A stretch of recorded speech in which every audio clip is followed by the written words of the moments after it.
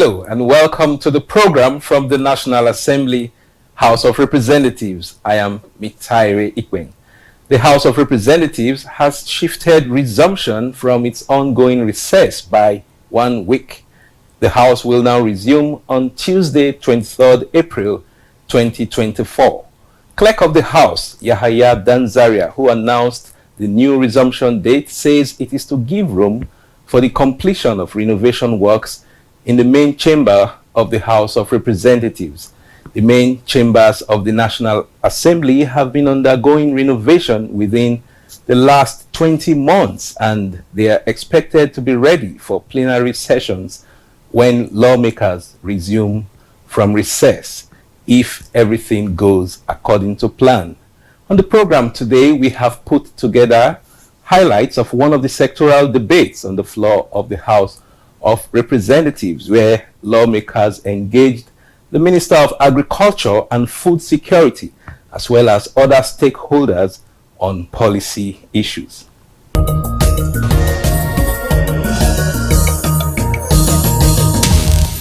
Please, leader, move to bring in our guests so that we can commence the conversation.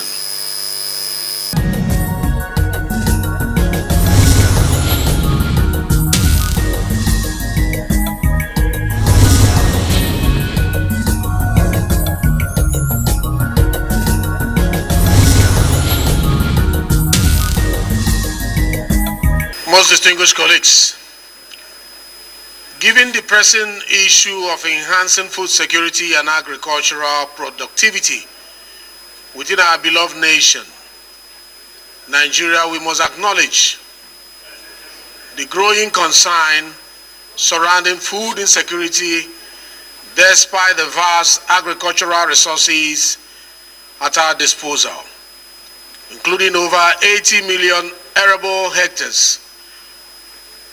Although only 34 million arable hectares are actively being cultivated. Honorable colleagues, our collective effort must focus on addressing both demand and supply factors along with the persistent challenge of food price inflation.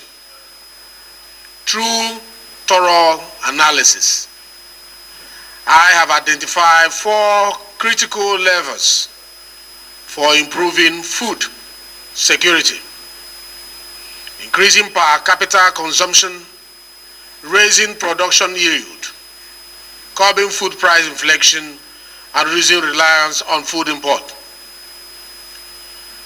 Today, we are going to have a conversation that will be championed by you, where you will express yourself on the questions coming from the constituents, which the people in charge of this sector will be given opportunity to address. I now invite the Honorable Minister of Agriculture and Food Security to address the House on agricultural sector. It will take this format. You have 10 minutes to let Nigerians who are represented here know where you are coming from, where we are at the moment, and where we are going. After that, we will also have other guests make their presentation. And then questions will now be addressed to each of you, one after the other. Thank you very much. Mr. Deputy Speaker, Right Honorable Benjamin Kalu, other principal officers of the House of Representatives, permit me to specially recognize my chairman here present, Chairman of Agriculture Production, Agricultural Institutions and Colleges, Rural Development, Nutrition, and Food Security. And also, Mr. Speaker, permit me to specially recognize my member, Honorable Malam Bukar Gara, whom I was actually blessed to be voted into that seat twice. about 25 years ago. Distinguished honorable members of the House of Representatives, my name is Senator Abubakar Kyari, the Minister for Agriculture and Food Security. I am here also accompanied by my brother and colleague, Senator Aliu Sabi Abdullahi, the Minister of State for Agriculture and Food Security, my joint ticket from the National Assembly to the Executive. Mr. Speaker, honorable colleagues, we are currently facing tough times in this country. The food security aspect is a challenging one. And may I point out that His Excellency, Mr. President, President Bola Ahmed Tinubu, GCFR, has since about 7 months ago identified and also came to his knowledge that we are challenged in food security when he declared an emergency on food security in July of 2023. He did not even stop at that. In August 2023, by precisely 21st of August, when we were sworn in as ministers, he changed the name of the ministry from Federal Ministry of Agriculture and Rural Development to Federal Ministry of Agriculture and Food Security. Those actions already clearly spelled out the intention and the direction of Mr. President.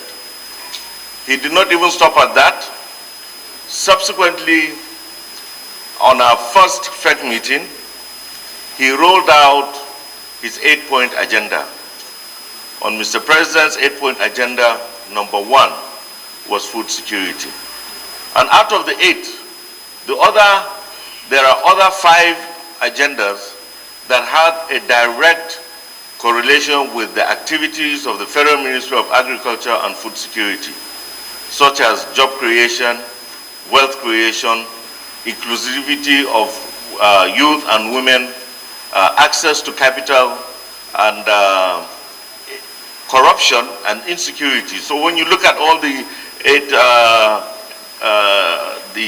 8-point agenda, majority has a direct correlation with the Federal Ministry of Agriculture and Food Security.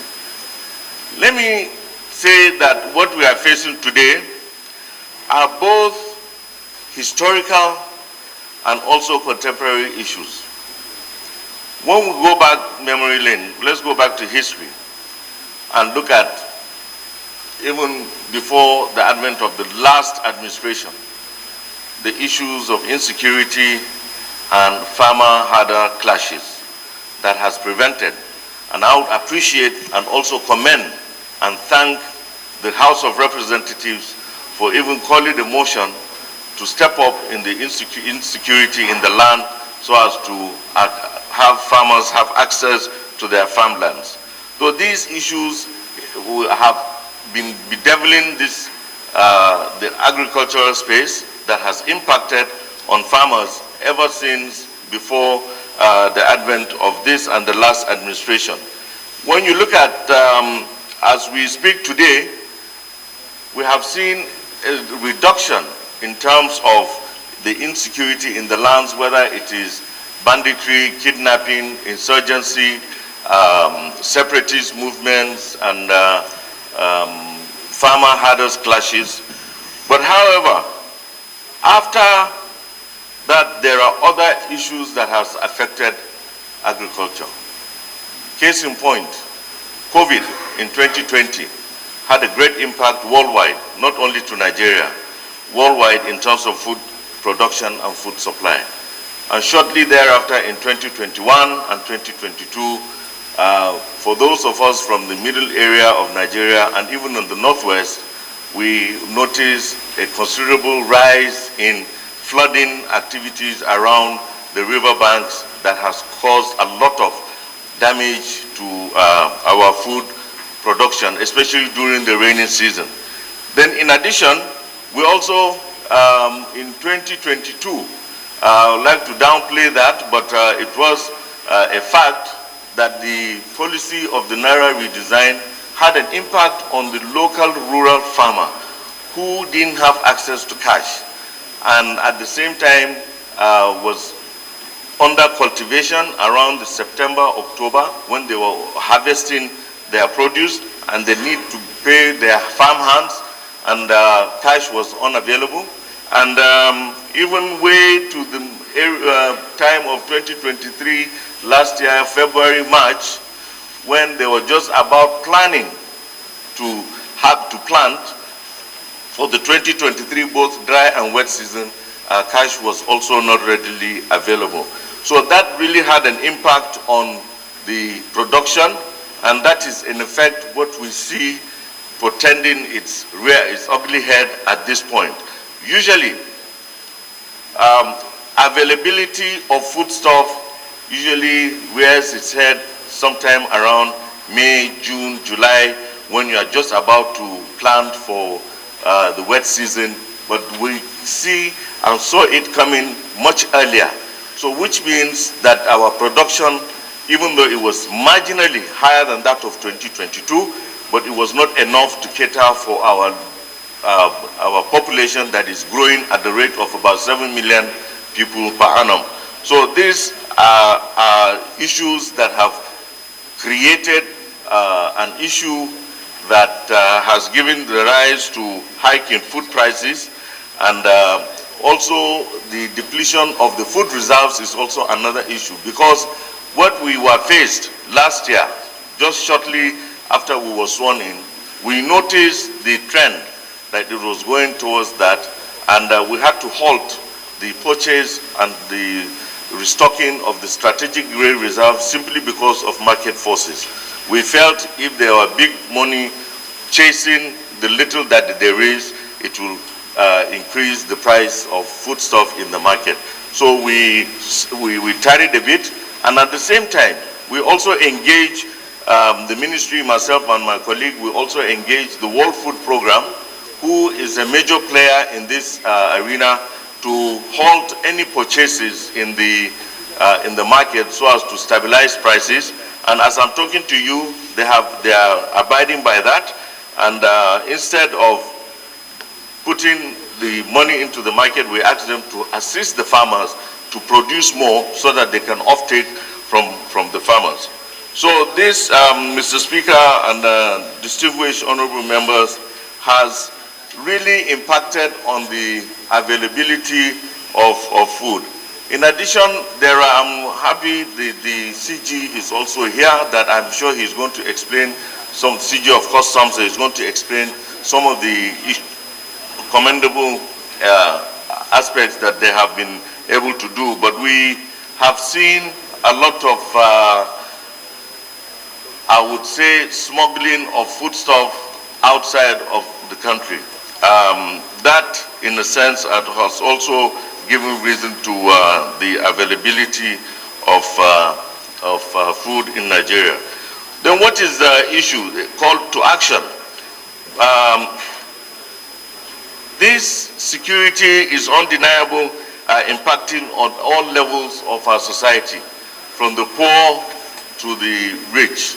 And the President, in his wisdom, has given us the mandate to do whatever that is possible to mitigate the hardships and the problems of Nigerians.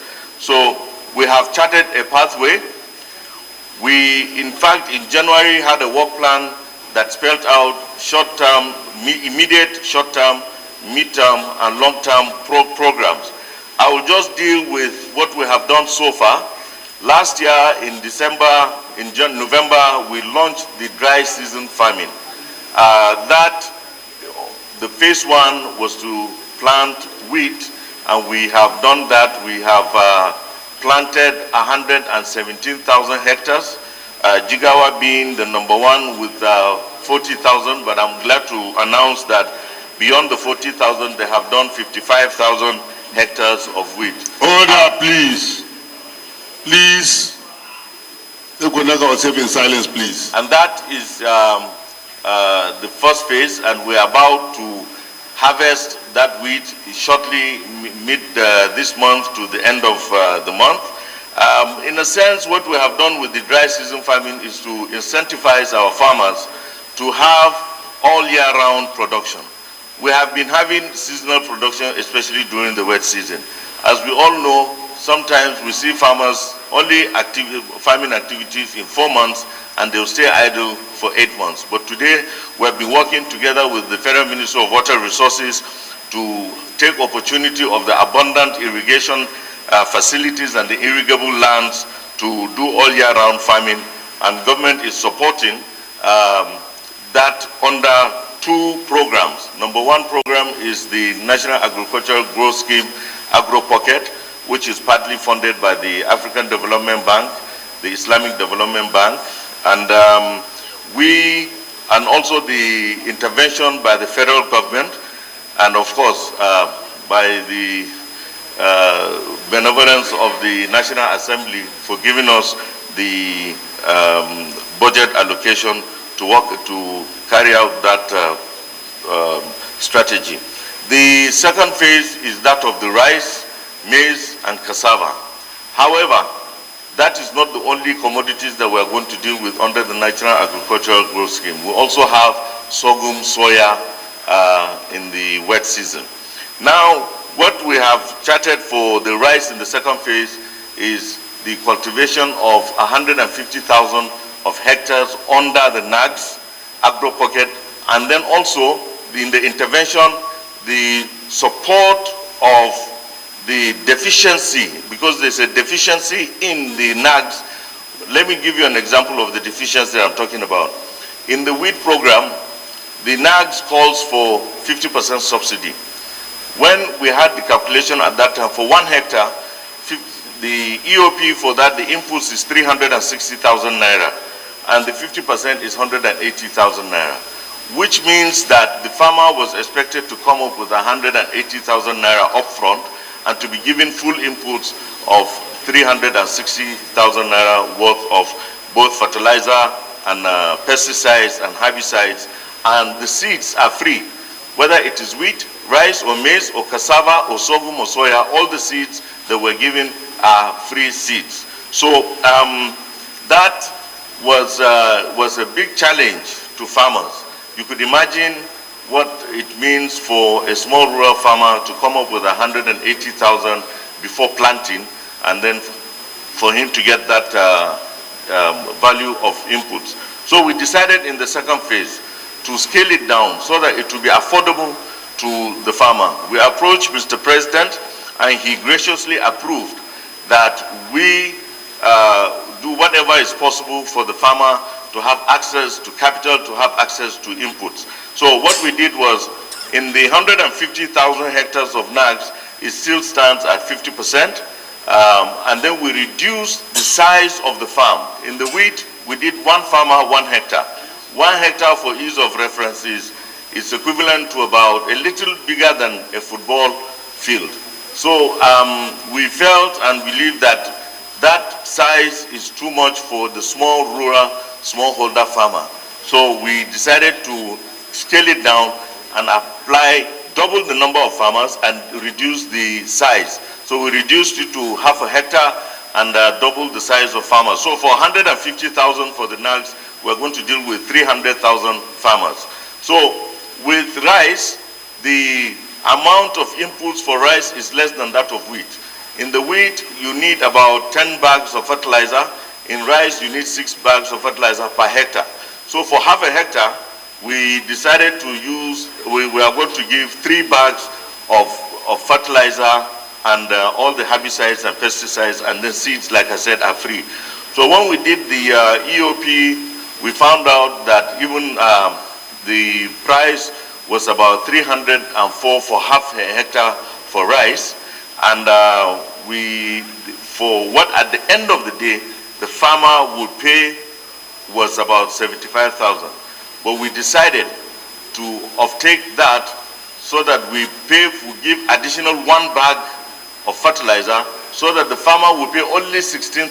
And the only reason why we did that was that so that the farmer will have a stake in what he's doing. In addition to that, after is being funded and supported with all the materials. We are going to, at the end of the day, offtake 2 bags of 75 kilograms each of paddy from the farmer. That 2 bags will go directly to the food reserve. So that, in a sense, is something that we are going to incentivize the farmer in the rice second phase, and we intend to, Mr. Speaker and distinguished members, that we are going to roll out that program starting from next week from Niger, and then we move into the other areas. So then the issue of, well, let me just say that for the wheat, we did in 15 participating. There's only 15 states that can do wheat, so we did in the 15 states. But for the rice, it's all across 36 states and FCT. And of course, there are some that are more, like for instance, in rice, Kebbi is #1, in wheat Jigawa is #1, in rice Kebbi and Niger are #1 states for rice. And the same thing will also apply for the additional 100,000. Mind you, for the rice we're doing 250,000 for 150,000 for NACS and 100,000 for special intervention from the federal government. So we're looking at a total of 250,000 hectares of rice for the dry season, which will mean impacting on 500,000 farmers, and which will have an estimated yield of 1 million tons. For the dry season, let me put it in this perspective. The whole demand in Nigeria is about 9 million tons of rice a year. We produce about 8.4 million tons. In the dry season, we produce about 3 million. With direct intervention, anywhere between 2.5 to 3 million. With the direct intervention of Order, please. Order, please, honorable colleagues. Of government is would give us an estimate of about 1 million tons of rice within the next 3 months. So what we are seeing is that even if you take at 2.5 beyond the government intervention, it is going to be about 3 million or 2.5 million tons of rice, which would be about 30% of our need, and that will be able to take us through up until the rain season. At the end of the rain season, when we harvest another 6 million tons of rice. Maize is not as much as rice in the dry season, so but we intend to cultivate about 55,000 hectares, which will impact 110,000 farmers and a yield of 220,000 metric tons. Cassava also is 35,000 hectares with 70,000 farmers and a yield of 525,000 tons. With the immediate Chief Whip, I think you are. Honorable Minister, Carried away by. Take 1 minute to round up, please. Thank you. Well, it's a matter of the day today, so I think, but forgive me for that, I will round up very shortly. But for the immediate plans that we have. Yeah, let's give him more than that. 1 minute is. We are talking about food security. We need to hear him. Others will be shorter than this. Others will be shorter than this. It's about food security. Let's hear him. It's very important. Okay, I give him an additional 1 minute. We have in our reserve, what we met was 53,000 metric tons of assorted grains. We have asked and gotten approval by Mr. President to distribute 42,000.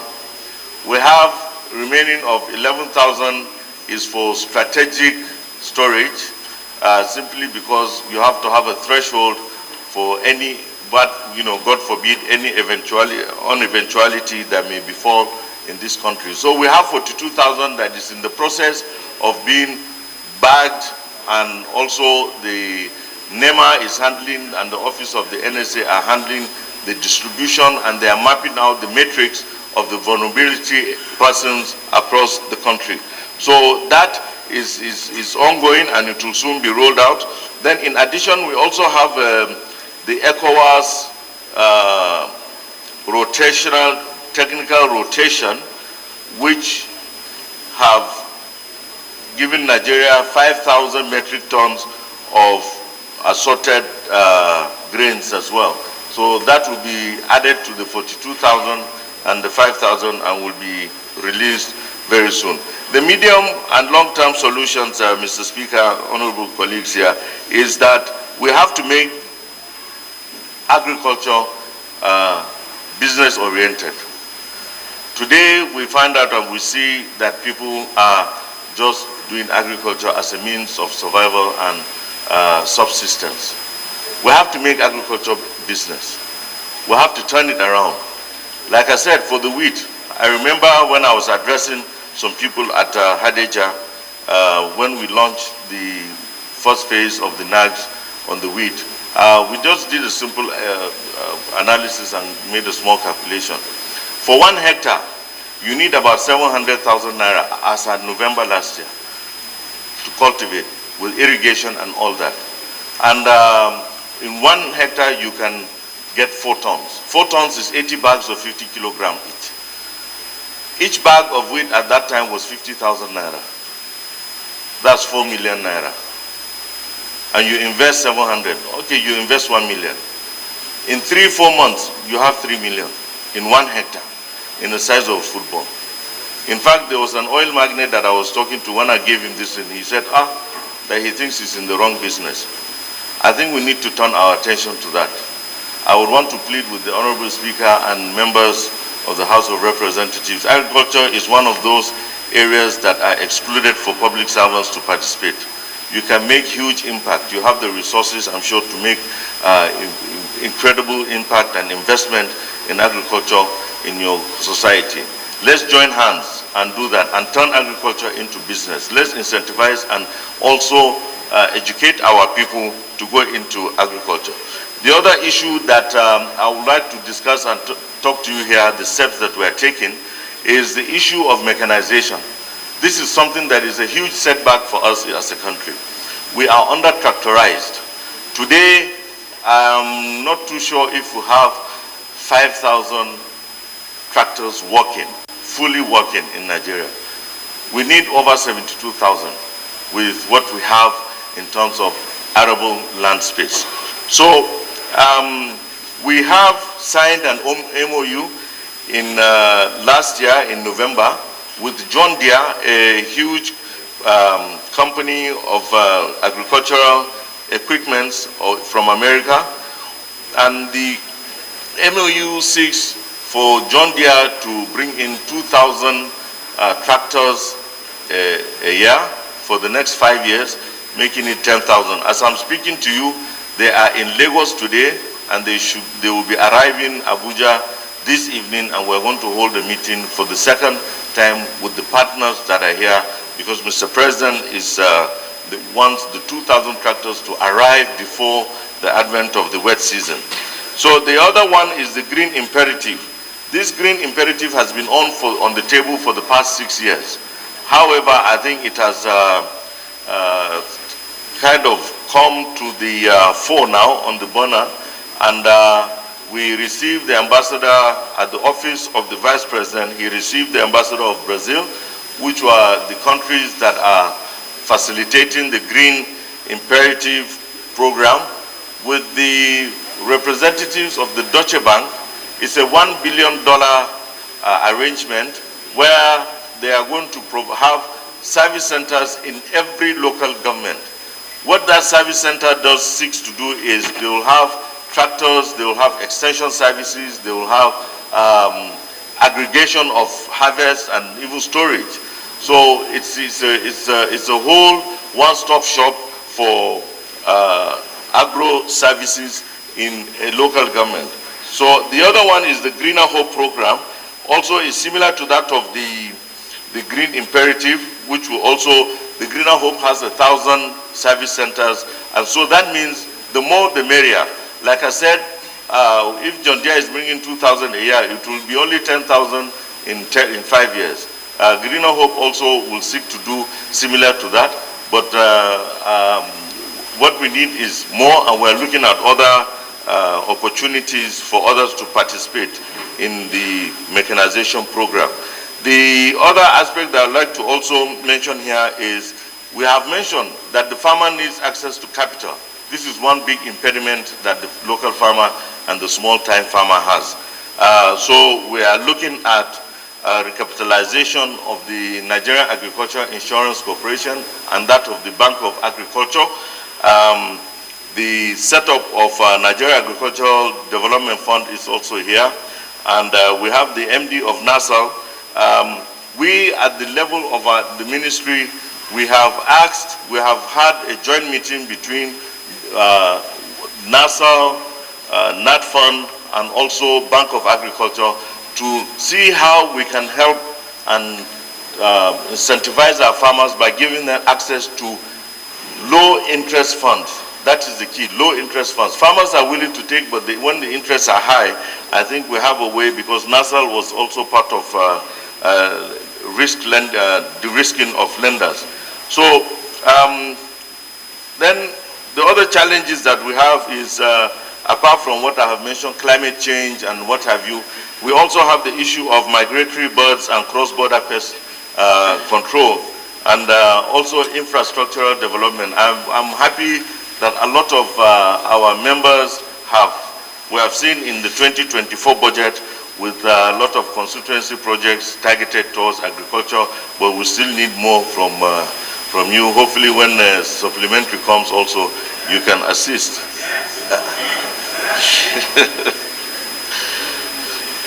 So like I said, the issues are many, but I'll just round up. I'll give you issues like storage facilities, rural roads, market infrastructure, research and development. We are lacking in research and development. When you look at our research institutions are not heavily funded. They need a lot of funding, because what is key today is good variety of seed. Seed is the foundation of any agricultural situation. When you don't plant a good seed, no matter whatever you do, you can put all the best fertilizer and what have you, it will not yield the sufficient the yield that we're looking for. And especially today, we're looking at increase in yield per hectare, because we are, like I said, impacted on several things, that our landmass is shrinking, population is growing. So we need to, at least with the small land that is remaining, increase yield production. So there is also access to land. We need to prepare and develop a lot of land. Thank God we have. Honorable Minister, you need 1 more minute. I just want to talk of livestock. It's very important. Oh yeah. Livestock reform is extremely important. Go ahead. I think we need to understand, because when you look at agriculture in itself, a lot of attention is being given to production, crop production, increase in yield, but livestock is another huge investment that we need to untap. And that will also mitigate what we call the farmers' hardest clash. We need to develop that. Mr. President will soon inaugurate a committee that will look into the implementation of the livestock reform that was submitted to Mr. President. Is giving very valuable information, and we can only hear him in silence.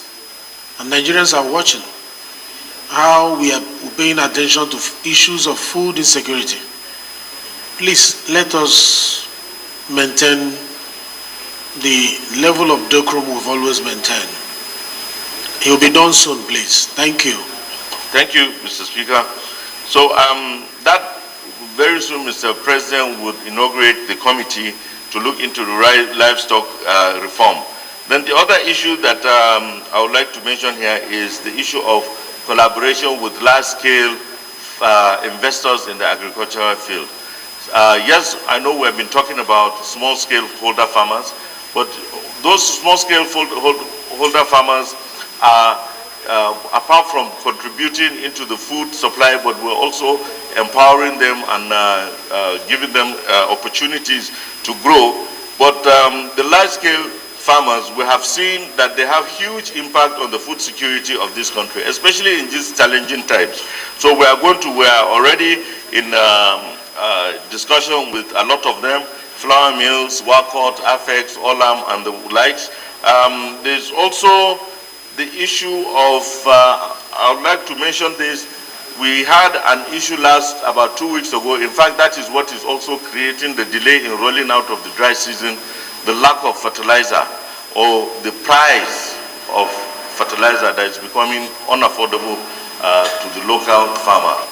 We had engaged our two main fertilizer producers of urea, Dangote Fertilizer and Indorama. Notori is another one, Notori, but it's not in production.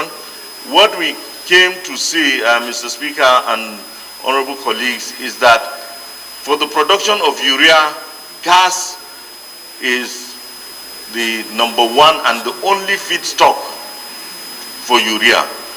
And to our shock and surprise, that gas is priced at international market price in dollar. And we have engaged NNPC. First, there is no availability of gas. Second, there is also the issue of the pricing mechanism. So we pleaded, and then we discussed, and when NNPC has agreed to look into it, but we want the Honorable House to also assist, so that this is a local resource. This is God-given resource to Nigeria. Why should it be priced at the international price? The other issue is that there is an agreement for those major urea manufacturers to supply 35% to domestic, and then 65% they can export. That 35% is enough to feed our industry. But they are not doing that simply because they said they don't have gas. Some of them have a capacity of 8,000 metric tons a day, but they could hardly meet up with 3,000. So they have other obligations in terms of loan repayments and forward contracts that they have signed with externally that they need to come up with. So we need NMPCL to supply gas to these manufacturers so that we can have, and then give them price for the 35%. They can charge them for external, but for the 35% that is for local production, we should be charged in an equitable price format. Thank you very much, Mr. Speaker, honorable colleagues. I stop here, but I'm willing to take any questions or comments or concerns that may be raised from this hallowed chamber. Thank you very much, sir. We will call you again when the question time approaches. Thank you for your presentation. I'm sure members have generated questions from what you just gave. Members raising your hand, please wait. Question time will come. We have other presentation before we now go into question time. Still on agriculture, do we have the DG Nasra?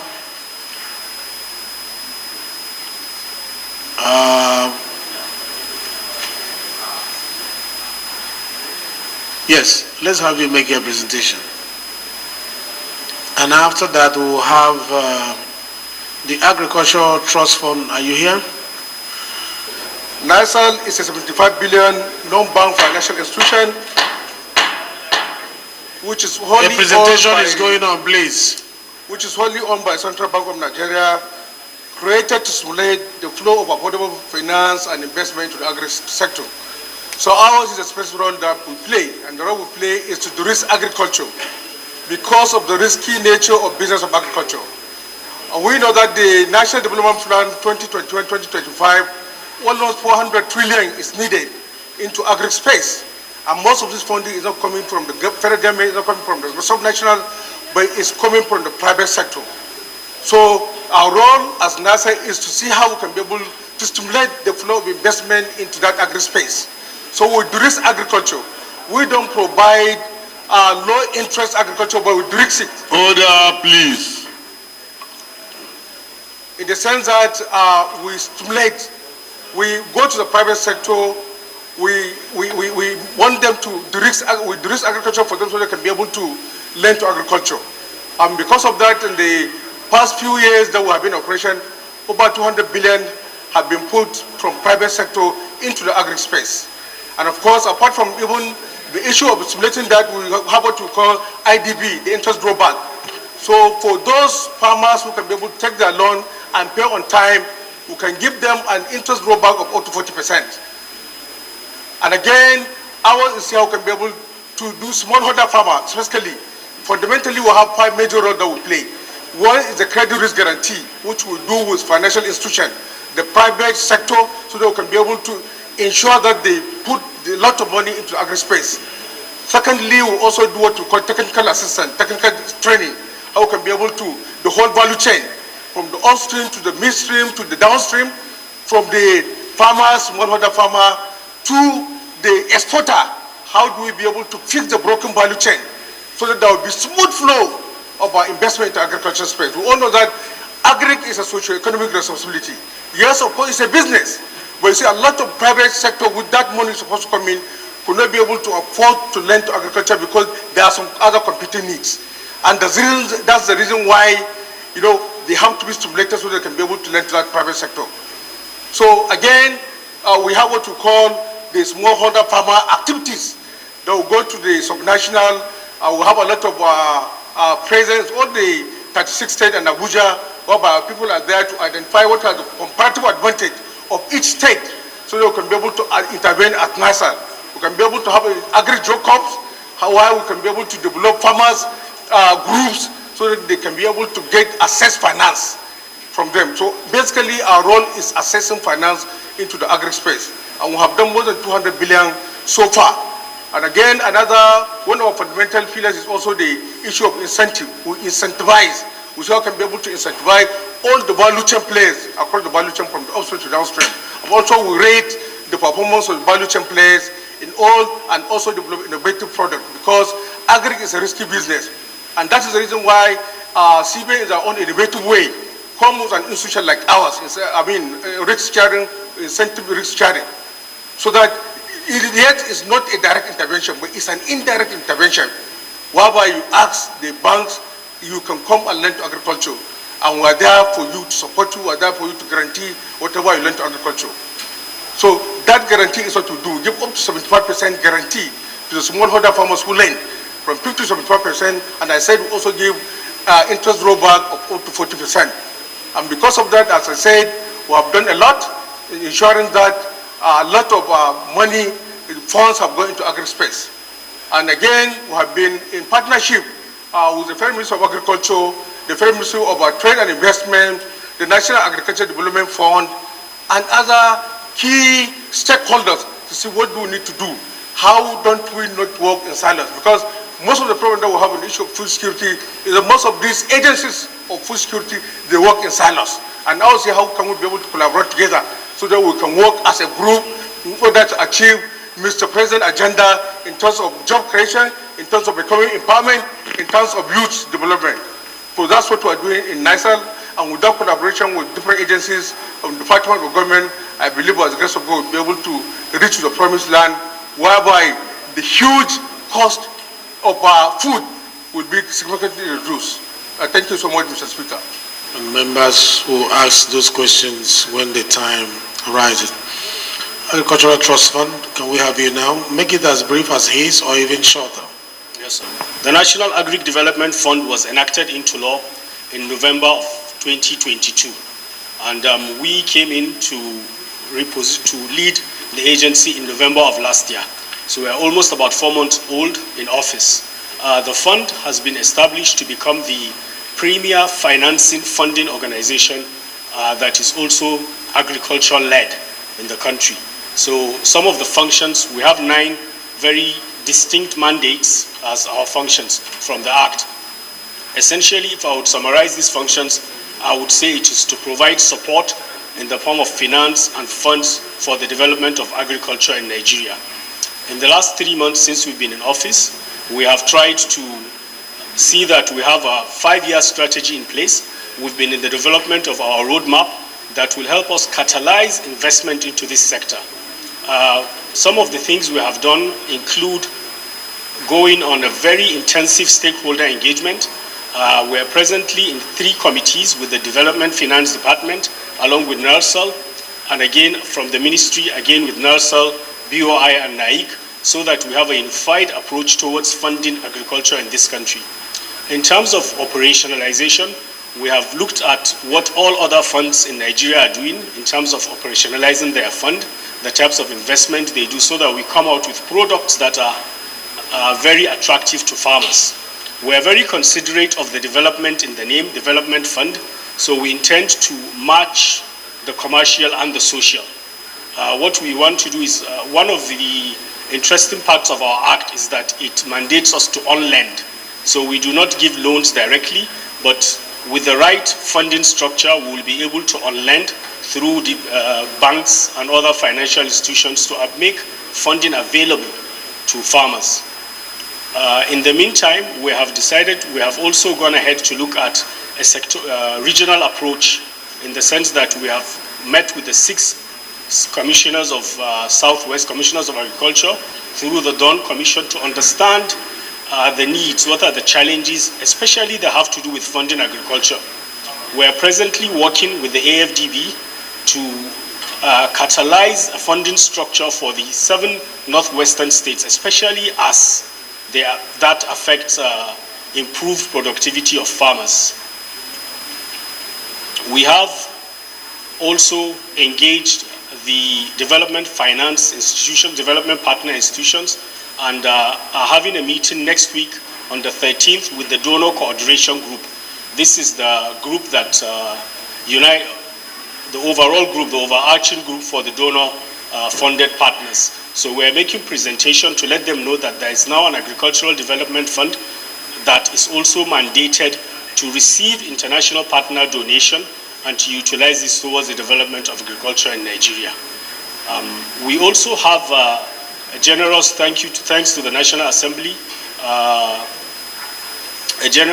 generous input into our budget that will help us catalyze as a seed capital to start out this fund. Mr. Speaker, that is my short presentation. Thank you. Time for custom. It is my pleasure to be here in response to this national call to address this very important issue. Food security is a very important element of national security, and there is a strong realization of this when we see the policy thrust of President Bola Ahmed Tinubu that has clearly identified this agenda as one of the critical pillars driving the Renewed Hope program. And this also underscores the attention which this Honorable House has given this important subject. We are in a food security situation. Many Nigerians do not have enough to eat. Definitely, Silence, please. So many of them lack the physical access. Good number of them lack the economic access to food, not to talk of whether they are eating the right kind of food at the right period. So we are in, therefore, this situation that calls for our concerted action. And as a responsible organization of government, we are currently in the middle of a number of operations. We are carrying out a number of exercises, measures in response to this emergency. I therefore appreciate this opportunity given to me to rub mind with you on some of those things that we are doing with the aim of taking some lessons. First, food security sits very, very solidly within the framework of the mandates of Nigeria Customs Service. There are 3 principal mandates: revenue generation, which we can use to fund government's programs, smuggling to prevent illicit smuggling of goods, including food items, and of course trade, which encompasses trade, cross-border trade in food items across Nigeria's border. So through a mixture of fiscal policies, special operations, and processes, we have put in place a framework that helps Nigeria Customs Service to help drive the agenda of food security in Nigeria. Let's talk about the framework of fiscal policy. I am happy that the Honorable Minister of Agri that spoke before me talked about a number of measures which the ministry is taking, particularly in the provisions of inputs for crops and livestock. Most of these inputs are imported into the country. We have inbuilt into our tariff structure a defensive mechanism that grants very low rate of duty to most of these imported inputs. And if I have the time to just give some examples, fertilizers, which has been spoken about several times, we don't have local self-sufficiency. Fertilizer currently is zero rated. Nobody pays any duty on fertilizer. It's also exempted from VAT. We also have some machineries like tractors, harvesters, implements, and machineries for our feed mills. They are also zero rated. A few of them are on 5% rate of duty, but all of them have 0% VAT. We are happy to work with the National Assembly if even the 5% rate of duty would be reviewed further downwards to ensure that this will also be 0% rate of duty. We also have inputs like herbicides, insecticides, which are also imported at 5% rate of duty, but without VAT. We also have grains, seedlings, which the Honorable Minister also spoke about. A good number of them are done locally, but we have also seen from our system that a good number of these are also imported, and when they come in, they are subjected to 5% duty. We have seen so many state governments and many operators that are operating greenhouses, and when they bring them for agricultural development, they are zero rated presently. Now, in terms of enforcement, there are also fiscal policies that helps to ensure that foods that are imported, that are produced in Nigeria, are not illegally exported out of the country. We are currently in an operations all over Nigeria, which has resulted in the seizure of over 120 trucks across different border stations and border areas in the country. So, because we are in a state of emergency, we have received the directive to implement some kind of restrictions on the exports of critical food items, particularly grains. And this is what we have been implementing in the last 1 month to ensure that we have local self-sufficiency. Under the framework, under the auspices of the Office of the National Security Advisor, Nigeria Customs Service is also been tasked to discuss with our stakeholders, particularly those who engage in large-scale off-taking of grains that are locally produced. So we are talking of our flour mills, breweries, and other companies that have been responsible for buying these stocks off our local markets. We've had discussions with them. Some of these things are also imported. And the discussions that we've had with them have resulted into their decision to stop off-taking these materials from the local farmers so that we can have these items diverted into the local markets.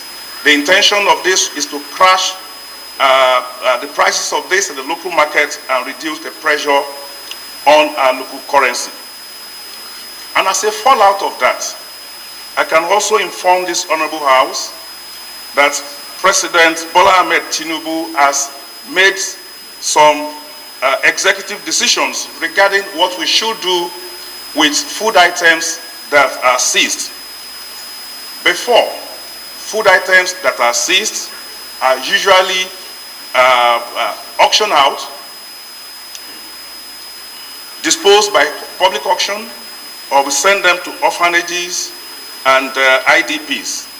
But for goods that are imported, illegally imported and are seized, President Bola Ahmed Tinubu has directed that we should dispose of this item through direct sales to vulnerable Nigerians. We have kicked off this exercise in some parts of the country, and we believe that very soon we will get to other parts, taking our experience from the lessons that we have learned from the places where we have done it. And in terms of the food that are destined for exports that were arrested at the border stations, the President has directed that instead of seizing those items, we should find a way of getting those items back into the local markets so that it will also have some kind of, exert some kind of pressure on the price to help to drive down their prices. We will be starting that off in the next few days, and we are going to be doing that in the areas where the seizures are made. Now, we've had a number of suggestions about having quick fix for staple items, that possibly we should import some of these items. Well, as you know, these are critical fiscal policy decisions, but if we fall back to the kind of experience that we have about 10 years ago when we were in this kind of situation, when the kind of national self-sufficiency gap was determined, and the decision was made that we should import to bridge that gap, our experience in the custom was that the implementation was not effective because beneficiaries of these waivers imported more than the quota, in excess of the quota they were given, and they did not pay the relevant tax on the excess that was given. This is why Mr. President has emphasized all along that the viable option for us and that we should pursue with determination is to achieve local self-sufficiency in the production of critical food items. And this is what we are determined to do, and we will be working with Mr. President and all the other agencies of government to ensure that we do not apply a quick fix solution to something that requires a long-term approach. And as I conclude, Mr. Speaker, I want to seek the understanding of members of the border communities, particularly in the places where we are currently implementing the closure of the border, to have understanding and exercise collective in Project Nigeria. What we are trying to do is to prevent hunger. We do not want to enrich some few ones amongst us who wants to take our food that are locally produced outside of the country. There are cases, reported cases of disturbances as recently as yesterday in some places in Katsina, where local people are engaging security agencies because they want to force their way and take food items out of the country. I want to use this platform to appeal to them to exercise some restraint, that we will work out the modalities that will allow legal trade across our borders when the time comes for it. We request intelligence from them, we demand collaboration with them, and the conversations that I've had, even while waiting for this, between myself and the Minister of Agric and the various agencies has shown that better collaboration amongst ministries, departments, and agencies that are involved in ensuring food security will go a long way to stand us in a better stead. Once again, I thank you for the opportunity. Thank you very much. Thank you very much. I would like Sergeant at Arm to off the microphone on that desk. Off the microphone. Thank you. We have had the presentation and we are within time. We have 1 hour to ask questions and receive answers. And that is going to be divided into the 4 great minds who made their presentation. Minister of Agriculture and Food Security, the NISRA, the Trust Fund, and Customs. So, you have in asking your question 2 minutes. In that 2 minutes, you should be able to summarize and ask the questions. We are looking at getting at least a total of 20 questions. 20 questions by 2 gives you 40 minutes. And these 20 questions will be divided at least 5 for each presenter. And then the remaining 20 minutes will be used for them to address some of these questions. The idea is that by 2:30, we should be out of this place. Those in support of this say aye. Those against say nay. The ayes have it. All right, let's have questions. When you stand, you let us know who you are directing the question to. I think I would like to have, because it borders on food security, let me have the chairman of food security ask the first question. Make it brief. What measures are we putting in place to facilitate market leakages and improve access to domestic market for agricultural products? What we are doing to forestall that, so that we increase access of our products to domestic markets for agricultural products. Thank you very much. And the black cap, yes, yes. Let's have your question. Honorable Minister, sir, we would like to know, how does the government intend to support Nigerian farmers in adopting these practices to enhance productivity and resilience to the impact of climate change and the variability? Again,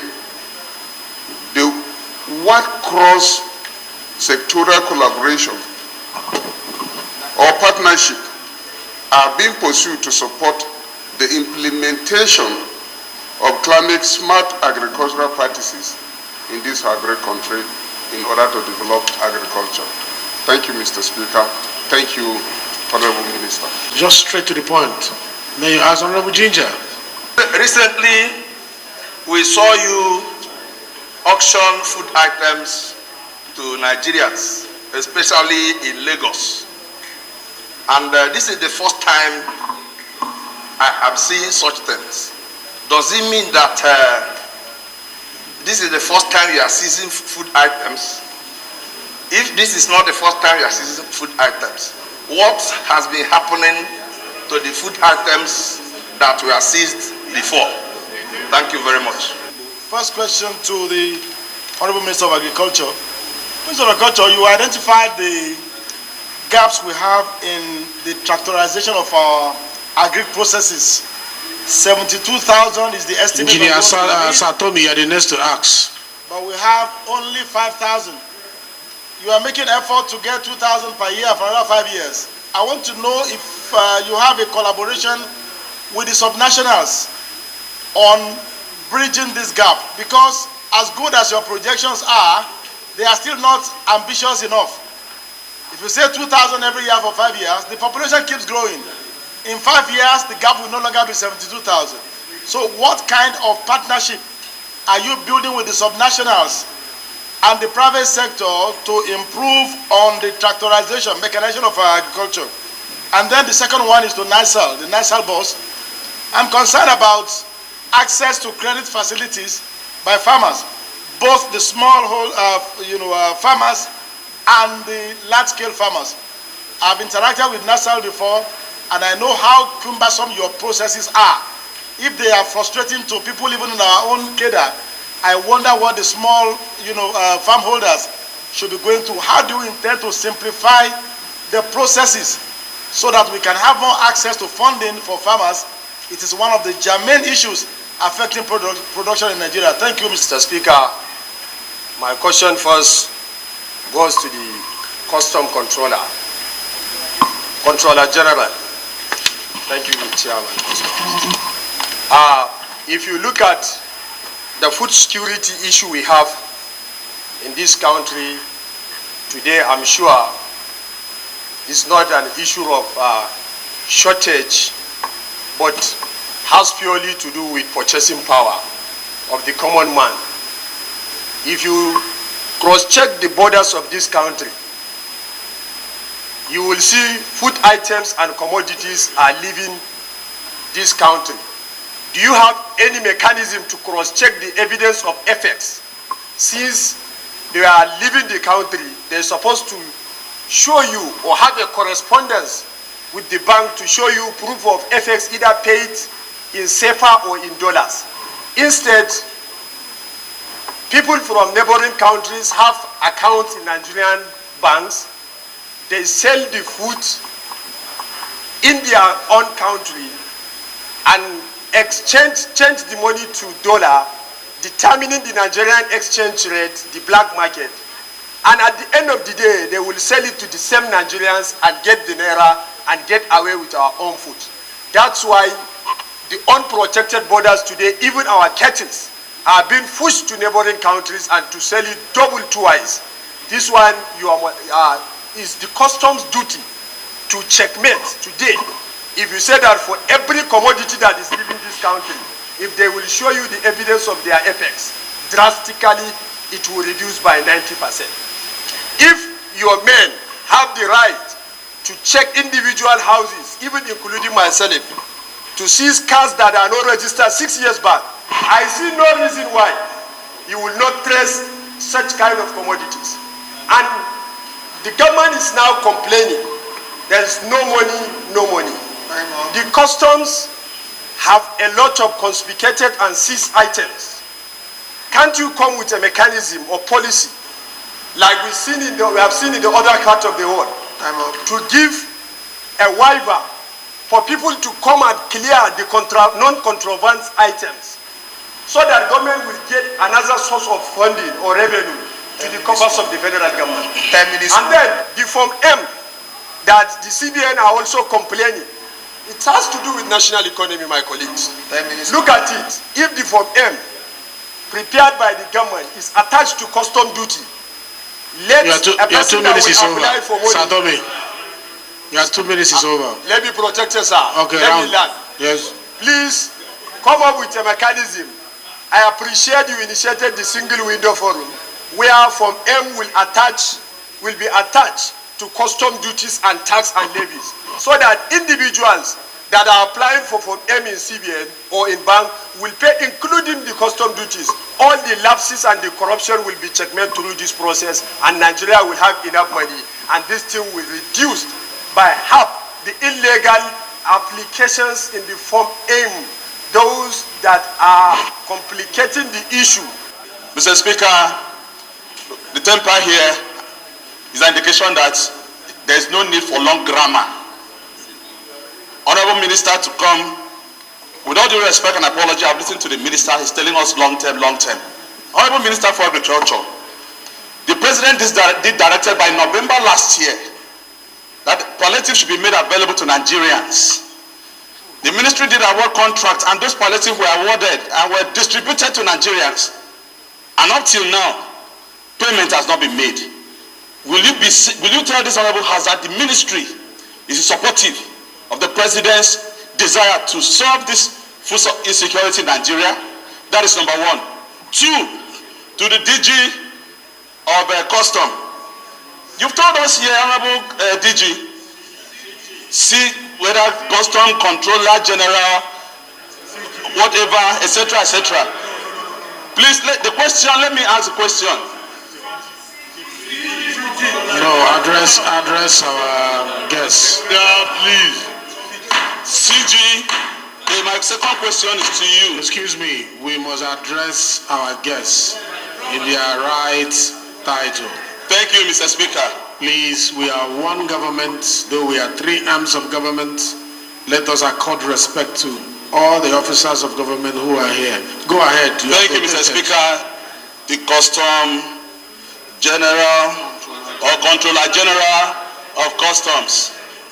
The President did directed, just as you've told us here, that all the food items seized be sold to the vulnerables at a very minimal price.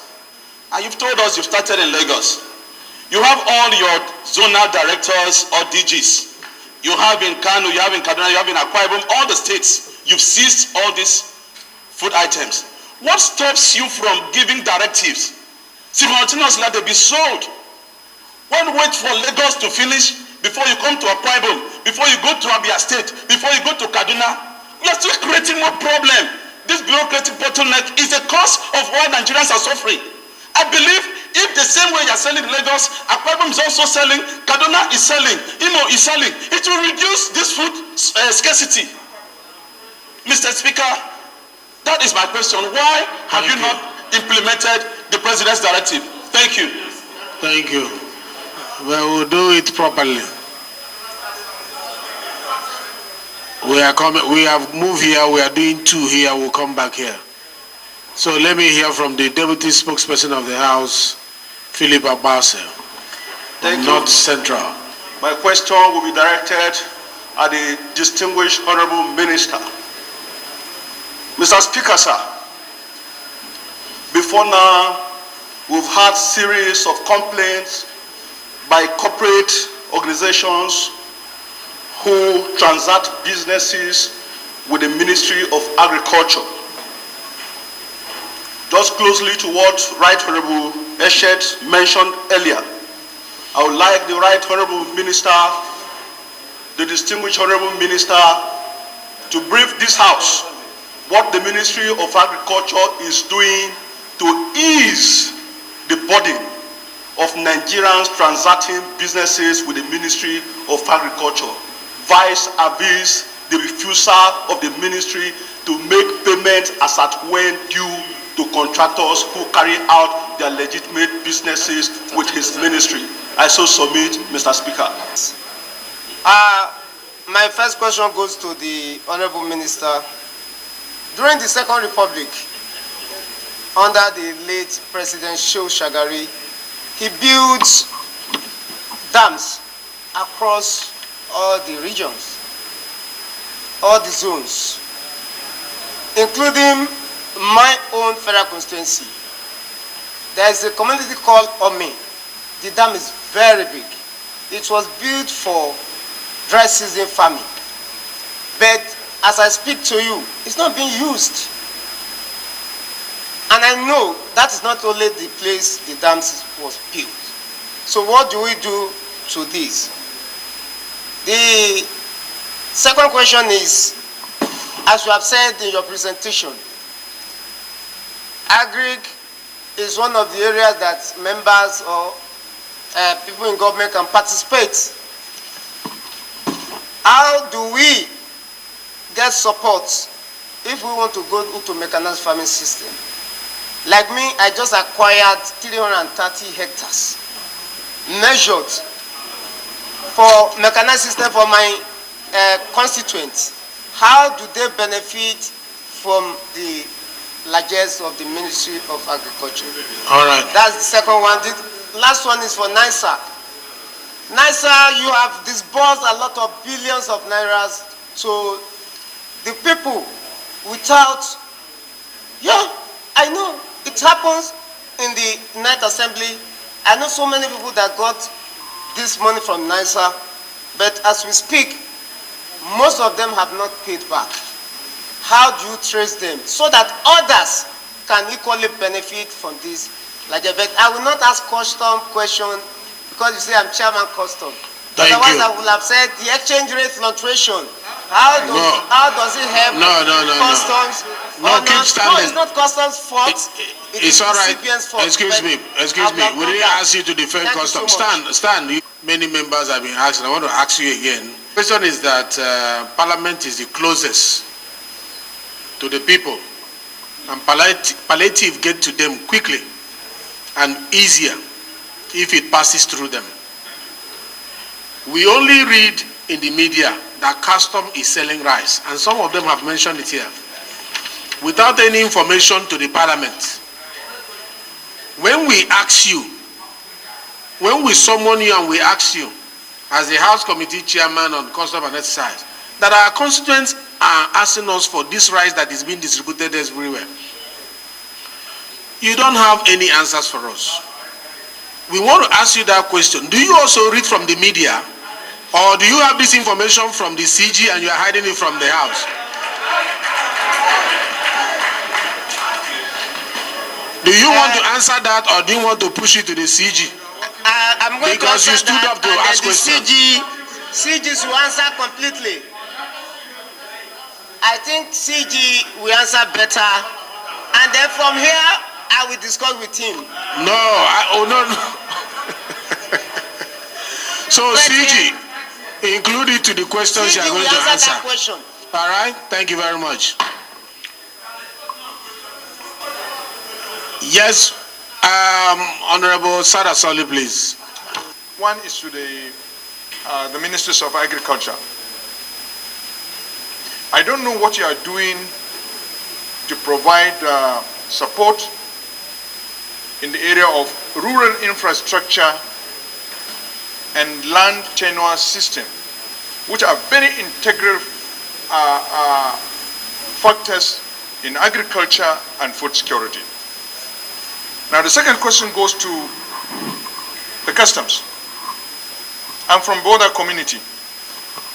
I know our relationship with the customs services is very cordial, very friendly, although with some little frictions here and there, one over time. Having been on the border town for 6 decades now, I can categorically say some of your men, they hinder free movement of goods and services on the border communities. And we have 200 border communities from 139 local governments from 21 states across the country.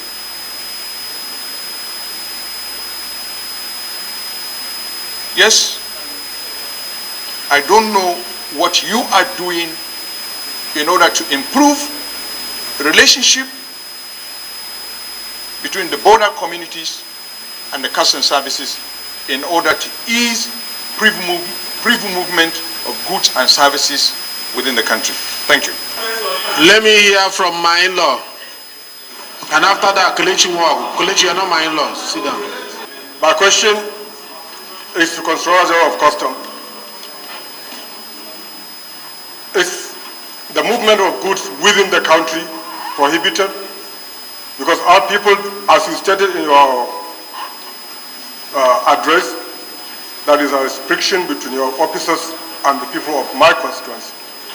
Because, as I said earlier in this forum, in this chamber, our people have been harassed innocently. We are not against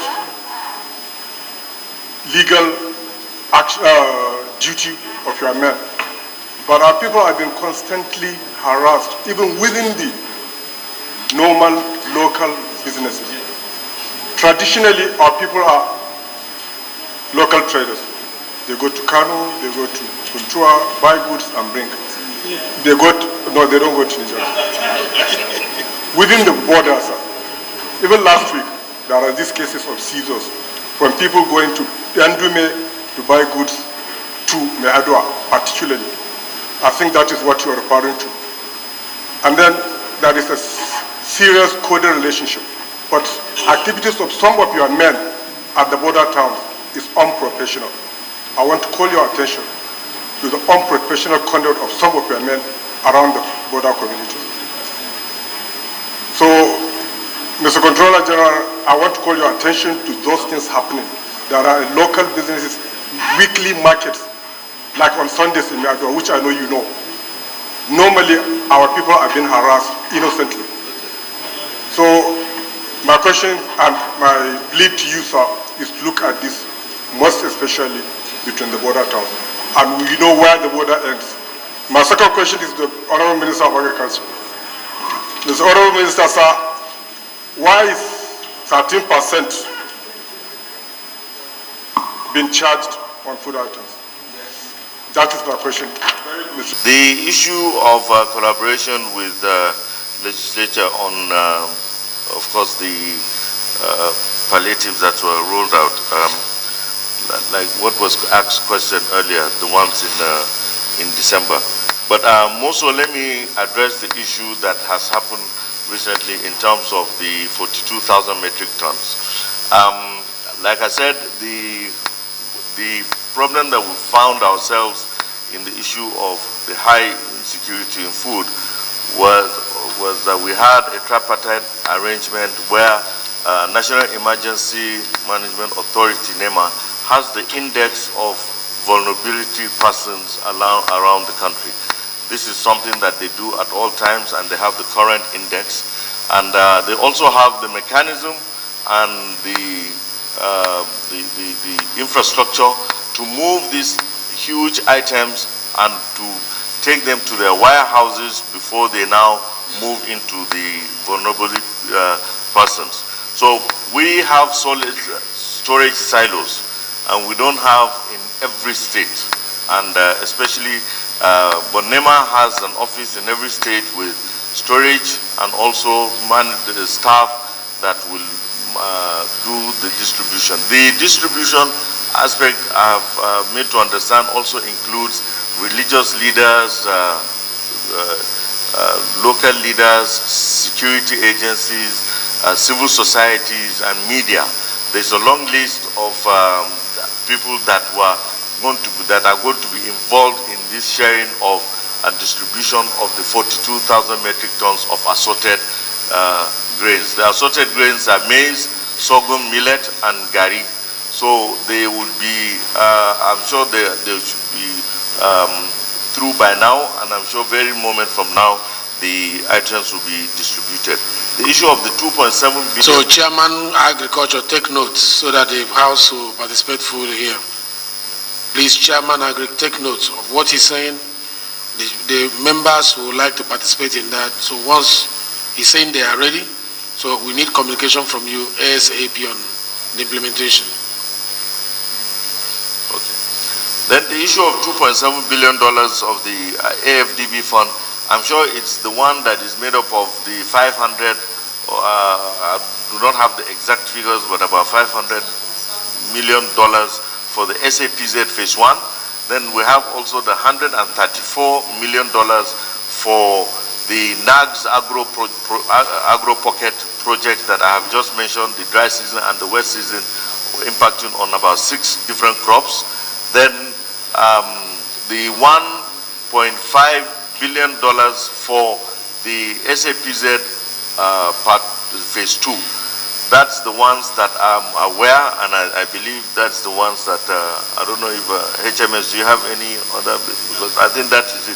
That's what we have on our table now, unless there's anything new that will come by the way of AFDB. We must commend AFDB and the President for giving us this opportunity for such laudable interventions. Then the preparations for the wet season.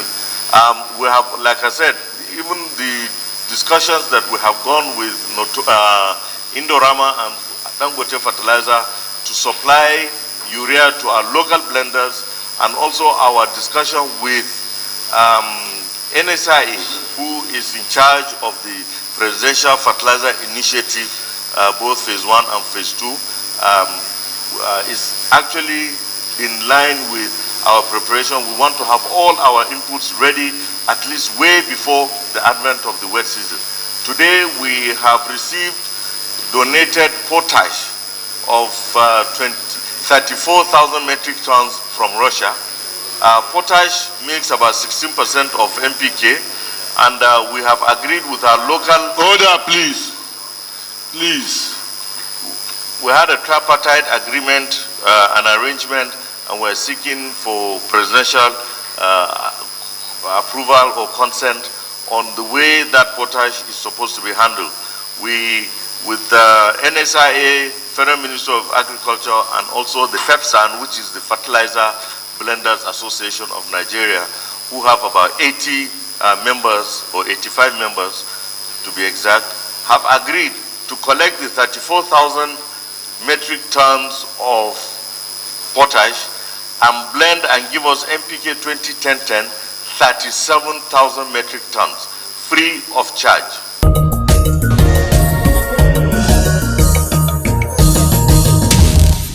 Now, those were highlights of one of the sectoral debates in the House of Representatives that featured the Ministry of Agriculture and Food Security, and we expect that more of such sectoral debates will come up when the House resumes from recess.